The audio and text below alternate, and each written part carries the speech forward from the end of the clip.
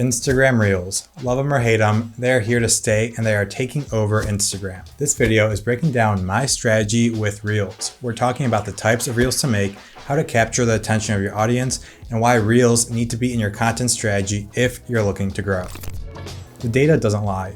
Instagram has said that people spend more time on the app as a result of Reels. The longer people spend on the app, the more money Instagram makes. And since Meta is a publicly traded company, they need to maximize profits. Reels are taking over at the expense of creators. Now, how do we as content creators, as photographers, and as videographers adapt? By the way, if this is your first time here, my name is Chris Pieta. I run a production company and teach creative business. All right, today is all about Reels. If you spend a few minutes scrolling the Reels tab of the app, you're going to see a lot of different Reels. Some are funny clips, some are entertaining videos, and some are educational Reels.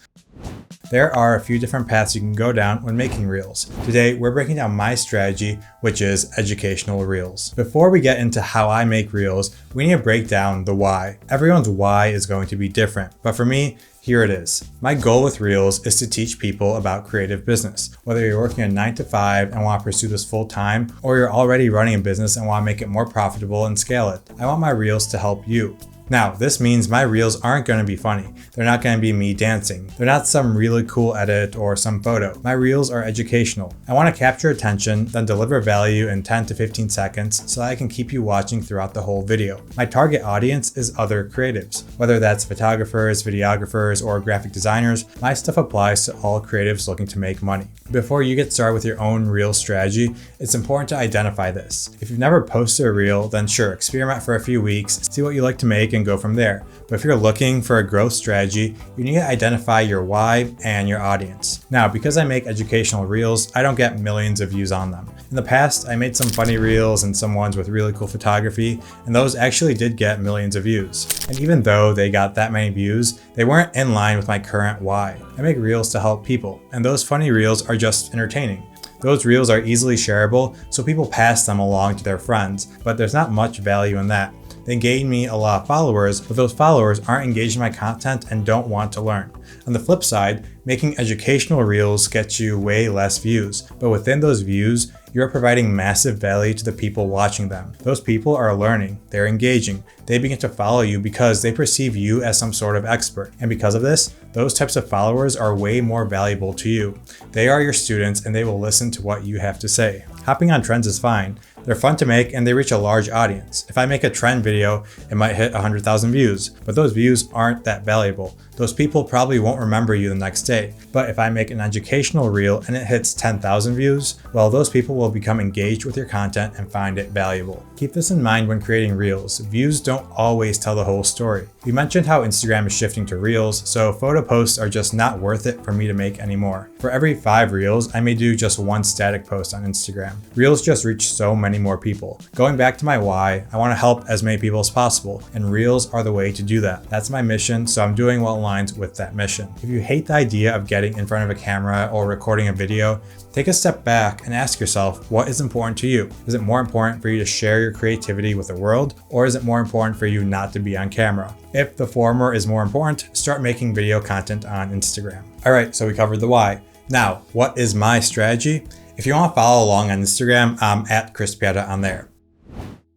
My Reel strategy is relatively simple. I aim to post 5 times a week. Each time I try and bring some sort of value to my audience. Most of the time, it's me talking to a camera like this. The rest of the time, it's a B-roll video of me with Twitter overlaid on the video. I keep these videos relatively simple. I could make them way more complex, but then they would take me way more time and take me away from making YouTube videos and other content. The great thing about having a YouTube channel is that I have a huge source of content to pull from for Reels. Almost all of my Reels come from my YouTube scripts. Most of my videos are around 10 minutes long, and I cover a few key points in them. I take those key points in my videos, rewrite them into Reels format, and just like that, I've got 5 Reels from just 1 YouTube video. I upload a video once a week on YouTube, so essentially I've got 5 Reels worth of content from just 1 video. Not bad. The Reels I post are about 15 seconds long. The first 2 seconds are the hook. That will draw the viewer in. The hook is by far the most important part of the Reel. With Reels, you're competing for people's attention. They're scrolling through videos non-stop, and if you can't grab that attention the first couple seconds, they're gonna scroll right on through. Here are some hooks I like to use. Avoid these 2 things if you want to blank. How to blank. This is for a blank audience. The 3 different types of blank I do.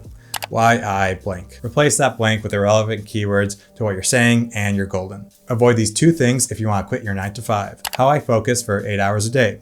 Why I switched from landscape photography to product photography. Each of these hooks makes the audience wanting more, and they will keep listening. That's the key to the hook. Get the audience curious about the topic you're talking about. After the hook, you have the actual valuable info. Expand upon what you're trying to teach in the simplest terms possible. Write the reels as if you're trying to teach a 6th grader. Keep them simple, fast-paced, and you've got a winning reel formula. For these talking headshots, I always include captions. I have my editor do the captions for me. They're colorful and engaging, and that helps with viewer retention. You don't need captions like this to be successful. The native captions inside of Instagram work great as well. I did those for a very long time.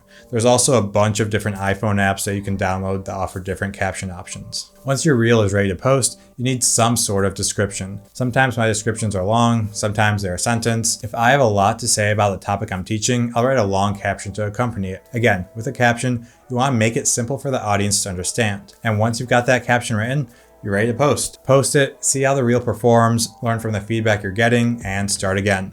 Post consistently and you will grow. Now, for the other types of reels I do, I have B-roll of myself or time lapses of me doing something. And on top of that, I put a Twitter screenshot.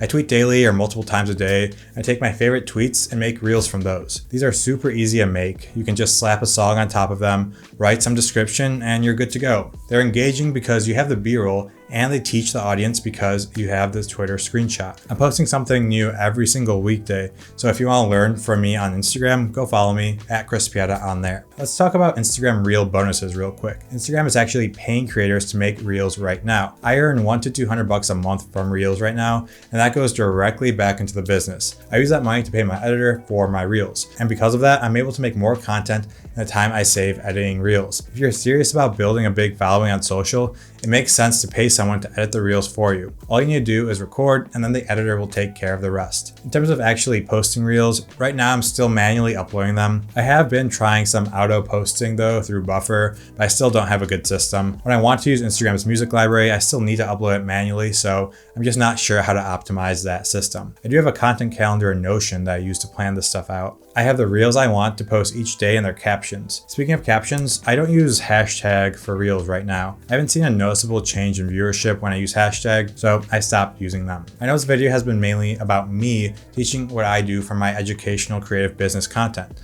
I want to end by giving you some ideas for reels that you can replicate. If you're a photographer, a great way to educate is to show a behind the scenes. For product photography, you can show B-roll of the setup with a voiceover and captions, and then the final photo at the end. Videographers can show lighting breakdowns for a shot or how they got a certain camera movement. You can show a behind the scenes of your recording and then the finished product. Graphic designers can also do the first sketches of a logo and show how it evolves over time. People want to see the behind the scenes of a process. They like seeing what it takes to get a desired result. This Reels format is awesome for that stuff. I've said this a few times already, but you need to start with a why. Why do you want to make reels? From there, you identify an audience and think of creative ideas that that audience will resonate with. Post that, learn from it, and repeat. And if you don't care about growing an audience, well, just have fun and post whatever you want. My name is Chris Pieta. I picked a video right here just for you, and I'll see you on the next one.